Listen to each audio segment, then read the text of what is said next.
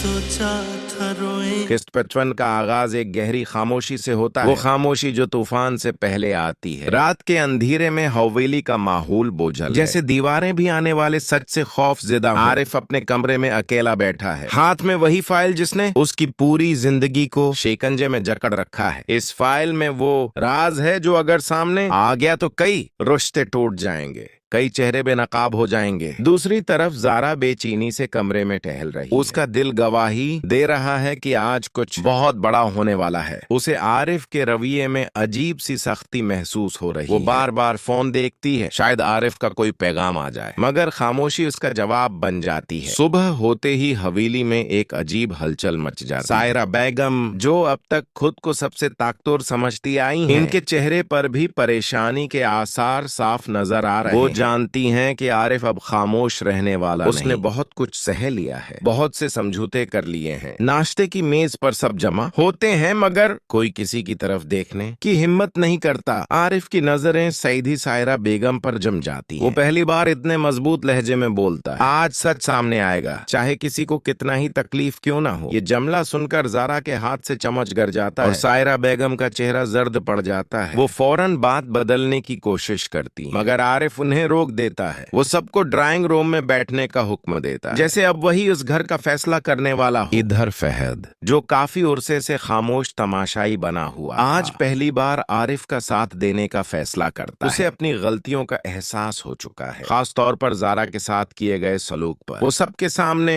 एतराफ करता है कि मादी में उसने बहुत से फैसले खौफ की वजह से किए, सच का साथ नहीं दिया। आरिफ फाइल खोलता है और एक एक करके सबूत सामने रखने लगता है। वो बताता है कि किस तरह बरसों पहले एक झूठे इल्जाम ने उसकी माँ की जिंदगी बर्बाद कर दी और इस सब के पीछे सायरा बेगम का हाथ था। ये सुनकर जारा की आंखों से आंसू बहने लगते। उसे यकीन नहीं आता कि जिस औरत को वो माँ का दर्जा देती आई, वो इतनी बड़ी साजिश कर सकती है। सायरा बेगम पहले तो इनकार करती है, मगर जब आरिफ ऑडियो रिकॉर्डिंग और दस्तावेजात सामने रखता है तो उनकी आवाज लेरुजने लगती है। वो मान लेती हैं कि ताकत और इज्जत के खौफ ने उन्हें अंधा कर दिया था। वो अपने जुर्म का एतराफ तो करती हैं, मगर अपनी सफाई भी पेश करती हैं कि वो सब कुछ घर को बचाने के लिए कर रही थी। किस्त का एक जज्बाती मोड़ इस वक्त आता है जब जारा सायरा बेगम से सवाल करती है, क्या घर बचाने के लिए किसी की जिंदगी कुर्बान करना जरूरी था? ये सवाल सायरा बेगम को अंदर से तोड़ देता है और वो पहली बार वाकई शिकस्त खुर्दा नजर आती है। इधर आरिफ की आंखों में आंसू हैं, मगर आवाज मजबूत। वो ऐलान करता है कि वो अब उस शिकंजे में नहीं रहेगा जिस में उसे बरसों कैद रखा गया। वो इंसाफ चाहता है, बदला नहीं। ये जुमला किस्त की रूह बन जाता है। इसी दौरान एक नया इंकिशाफ सामने आता है। फहद बताता है कि इस साजिश में सिर्फ सायरा बेगम अकेली नहीं थी, बल्कि एक और करीबी रिश्तेदार भी शामिल था, जिसका नाम सुनकर सब हैरान रह जाते हैं। ये इंकिशाफ किस्त को मजीद सनसनीखेज बना देता है और आने वाली एक साथ के लिए तजस्सुस बढ़ा देता है। किस्त के आखिरी मनाजर में जारा आरिफ के पास आकर खड़ी होती है। वो इसका हाथ थाम।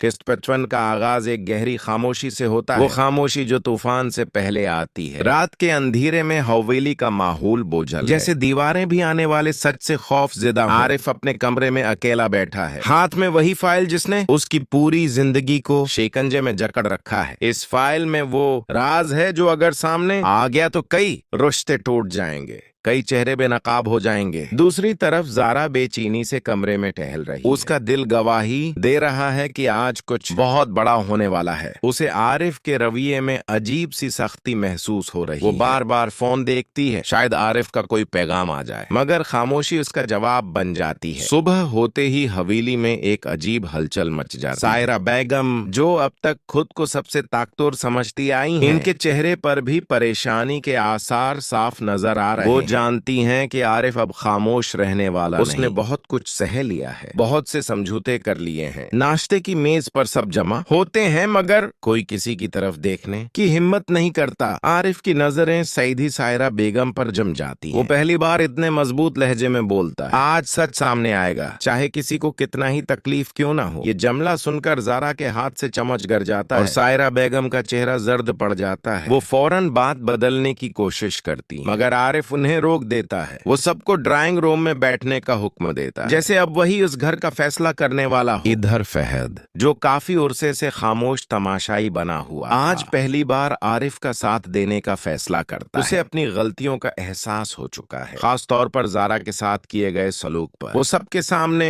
एतराफ करता है कि मादी में उसने बहुत से फैसले खौफ की वजह से किए, सच का साथ नहीं दिया। आरिफ फाइल खोलता है और एक एक करके सबूत सामने रखने लगता है। वो बताता है कि किस तरह बरसों पहले एक झूठे इल्जाम ने उसकी माँ की जिंदगी बर्बाद कर दी और इस सब के पीछे सायरा बेगम का हाथ था। ये सुनकर जारा की आंखों से आंसू बहने लगते। उसे यकीन नहीं आता कि जिस औरत को वो माँ का दर्जा देती आई वो इतनी बड़ी साजिश कर सकती है। सायरा बेगम पहले तो इनकार करती है, मगर जब आरिफ ऑडियो रिकॉर्डिंग और दस्तावेजात सामने रखता है तो उनकी आवाज लेरुजने लगती है। वो मान लेती हैं कि ताकत और इज्जत के खौफ ने उन्हें अंधा कर दिया था। वो अपने जुर्म का एतराफ तो करती हैं, मगर अपनी सफाई भी पेश करती हैं कि वो सब कुछ घर को बचाने के लिए कर रही थी। किस्त का एक जज्बाती मोड़ इस वक्त आता है जब जारा सायरा बेगम से सवाल करती है, क्या घर बचाने के लिए किसी की जिंदगी कुर्बान करना जरूरी था? ये सवाल सायरा बेगम को अंदर से तोड़ देता है और वो पहली बार वाकई शिकस्त खुर्दा नजर आती है। इधर आरिफ की आंखों में आंसू हैं,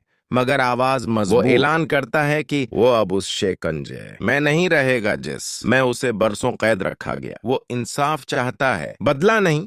ये जमला किस्त की रूह बन जाता है। इसी दौरान एक नया इंकिशाफ सामने आता है। फहद बताता है कि इस साजिश में सिर्फ सायरा बेगम अकेली नहीं थी, बल्कि एक और करीबी रिश्तेदार भी शामिल था, जिसका नाम सुनकर सब हैरान रह जाते हैं। ये इंकिशाफ किस्त को मजीद सनसनीखेज बना देता है और आने वाली एक साथ के लिए तजस्सुस बढ़ा देता है। किस्त के आखिरी मनाजर में जारा आरिफ के पास आकर खड़ी होती है। वो इसका हाथ थाम।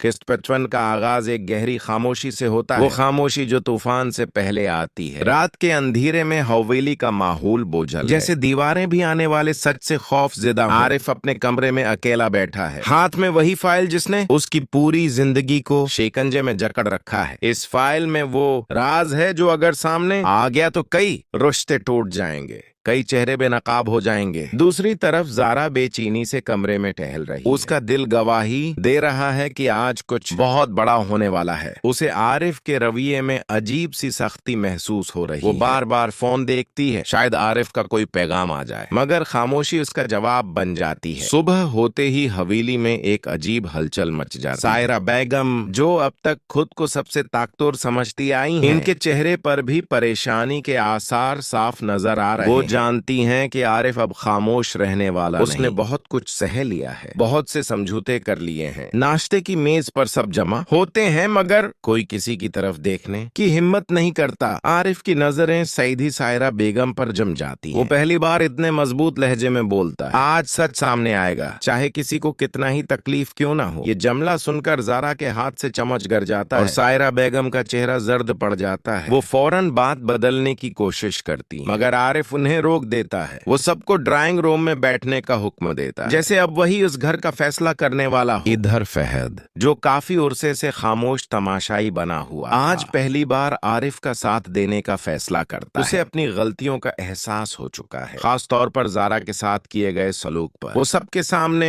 एतराफ करता है कि मादी में उसने बहुत से फैसले खौफ की वजह से किए, सच का साथ नहीं दिया। आरिफ फाइल खोलता है और एक एक करके सबूत सामने रखने लगता है। वो बताता है कि किस तरह बरसों पहले एक झूठे इल्जाम ने उसकी माँ की जिंदगी बर्बाद कर दी और इस सब के पीछे सायरा बेगम का हाथ था। ये सुनकर जारा की आंखों से आंसू बहने लगते। उसे यकीन नहीं आता कि जिस औरत को वो माँ का दर्जा देती आई वो इतनी बड़ी साजिश कर सकती है। सायरा बेगम पहले तो इनकार करती है, मगर जब आरिफ ऑडियो रिकॉर्डिंग और दस्तावेजात सामने रखता है तो उनकी आवाज लेरुजने लगती है। वो मान लेती हैं कि ताकत और इज्जत के खौफ ने उन्हें अंधा कर दिया था। वो अपने जुर्म का एतराफ तो करती हैं, मगर अपनी सफाई भी पेश करती हैं कि वो सब कुछ घर को बचाने के लिए कर रही थी। किस्त का एक जज्बाती मोड़ इस वक्त आता है जब जारा सायरा बेगम से सवाल करती है, क्या घर बचाने के लिए किसी की जिंदगी कुर्बान करना जरूरी था? ये सवाल सायरा बेगम को अंदर से तोड़ देता है और वो पहली बार वाकई शिकस्त खुर्दा नजर आती है। इधर आरिफ की आंखों में आंसू हैं, मगर आवाज मजबूत। वो ऐलान करता है कि वो अब उस शिकंजे में नहीं रहेगा जिस मैं उसे बरसों कैद रखा गया। वो इंसाफ चाहता है, बदला नहीं। ये जमला किस्त की रूह बन जाता है। इसी दौरान एक नया इंकिशाफ सामने आता है। फहद बताता है कि इस साजिश में सिर्फ सायरा बेगम अकेली नहीं थी, बल्कि एक और करीबी रिश्तेदार